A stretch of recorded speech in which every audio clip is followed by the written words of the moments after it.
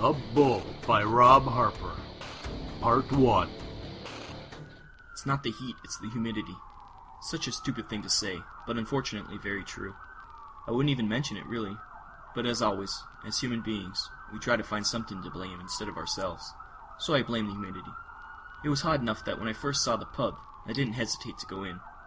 Sure, I was broke, and sure I know alcohol only worsens dehydration. I still went in. Maybe it wasn't the humidity's fault. Maybe it was fate's. I entered the Bull pub, and after squeezing by a tall thrall bouncer, I met the beginning of my destiny. So I guess I should say something about the place where I live. It's not just your average big city, although it once was just that. About 60 years ago, a scientist not of our time tried to create a time travel device. It didn't work quite as expected. Instead of bringing him to other times, he brought other times to him. It was very messy, as cities and villages from medieval Europe and Asia smashed into my home city. Then they all were propelled into the future, along with huge chunks of prehistoric jungle and nuclear wasteland. When the dust cleared, there weren't many survivors. We brought ourselves out of the ashes, but not without further bloodshed. Technology and magic fight for dominance. Now every walk of life and race imaginable coexist in a fragile peace.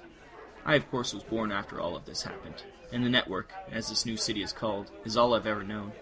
No one has ever left the network and returned. Most people just assume they got eaten by the dinos, or worse, in the wastelands. I never intend to find out. All I wanted was a cool drink, so I stepped into the Bull.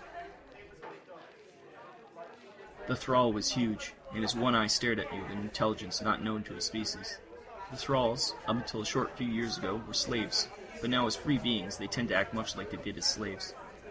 I bet this one wasn't even making minimum wage. As soon as I got past the bouncer, I knew I was in trouble. I just felt a certain leeriness that is seeing the future without actually seeing anything.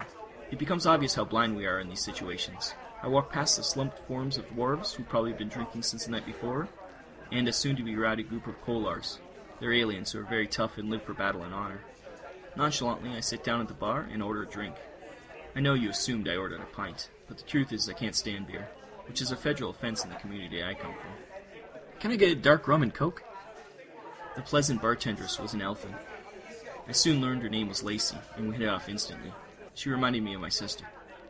So what brings you to our place? You know how it is. I just wanted to get off the street for a bit. The bar emptied as the Kolars went to fight somewhere with more spectators, and the dwarves were escorted out by the thrall. And also, it was the middle of the day. Lacey and I talked for quite a bit. I would have escaped and led a completely different life had my eye not caught the sign. Help wanted. An ominous portent in hindsight, but at the time it was a godsend. As I've already mentioned, my financial situation was glum. I pointed out the sign to Lacey. Still need someone? She looked me over and gave me a strange smile. Then she gave me an application without any warning. Thanks.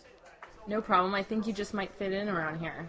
At the time, I was living in a small, rat-infested loft above a book depository. But unlike Oswald, the only view I had was of a train bridge. I went to sleep after consuming something that could be called dinner, but I wouldn't, and began to dream. Now, it must be said that I've never been a great dreamer, like, say, Lovecraft. In fact, many times I've lamented my lack of nocturnal visions. That night, though, I did dream, and oh, what a dream. I have never studied Jung, but know a little bit about his collective unconsciousness theories, and his more interesting concepts of the anima for males and animus for females. This anima is the inner voice that tries its best to warn you, and is usually represented by a person of the opposite sex in dreams. That night I dreamed of my anima. Her name was always either Blue or Angel, but she was definitely trying to tell me something that night. But, being female, she couldn't just come out and say it. She showed me visions of gun battles, women, and lots of blood, but she never once said, "Don't take the fucking job." I guess I'm still looking for someone to blame, even my inner self. The next day I woke up and headed off to my new job. So naive, and so in store for the shock of my life. Part 2. It was the middle of the night, and now I find myself in a high-skilled jewelry store surrounded by my new co-workers, and we're stealing some rather pricey merchandise. I know what you're thinking. Wasn't I starting a job at a bar last time I was telling you the story? Well, fear not. I was as lost as you are now. 1 week had passed at my new job at the Bull, and it was going swimmingly, really.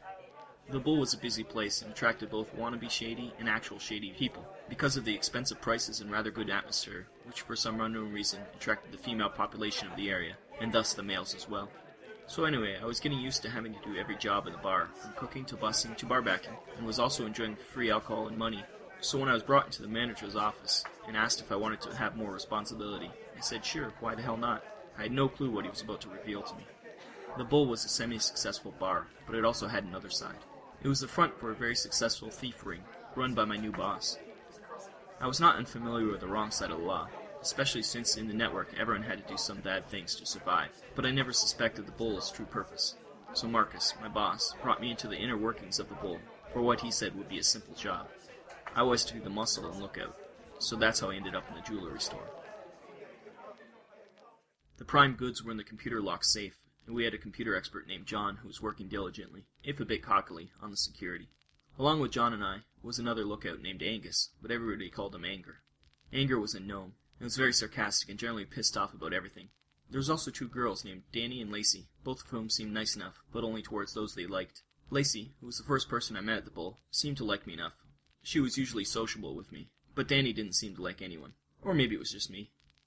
What's taking so long, John? So, do you want to do this? I can leave. Just hurry up, John. We don't have forever. So there we were, trying to steal some jewels, packing some pretty heavy weaponry, waiting for something bad to happen. This is when the security pulled up. Now a word about the security in the network. The network is run from the Citadel, which is a futuristic part of the city.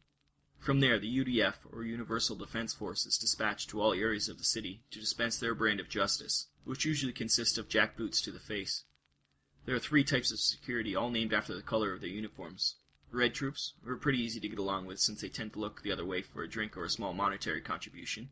Blue troops, who are higher up on the security ladder and therefore take their jobs way too seriously. And lastly, black troops, who are either very mean and cruel if they think you did something wrong, or pretty cool if you're on the social level to afford their inflated contribution costs. The security guy that pulled up was a blue guy, of course. Damn it, people. We have a blue guy. Anger alerted the rest, and I prepared for the blue troop to enter the store. We stood on either side of the door and tensed ourselves, preparing for the soon-to-come battle. We had decided earlier not to use guns unless totally necessary, because the moment a gun was fired, we'd have many more of these security troops on us. Anger gripped his rifle like a club, and I followed suit. The blue troop walked into the open door cautiously, but not so cautiously that Anger's rifle didn't smack him heavily on the back of the head. The blue troop dropped like a rock, and soon had him duct-taped into immobility. Did you kill him? Don't think so. Got it. You all owe me a pint now. Just get out of the way. John finally got the safe open, and we made our way back to the Bull. So there it is, my first large crime with the Bull, and it wasn't to be my last. All I have to say, it wasn't really my fault. No, that's me trying to place blame again. The truth is that at the time I was having the time of my life. I didn't see the very dark cloud on the horizon, which made the storm that much worse when it hit. To be continued.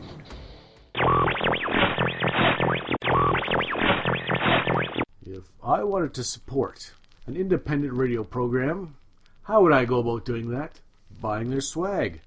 And how would I go about buying their swag? I would visit the website. And what is that website, Rob Harper? cafepress.com/Vinland Old Time Radio. It would be lemonparty.com. No, it's cafepress.com/Vinland Old Time Radio. I'm pretty sure.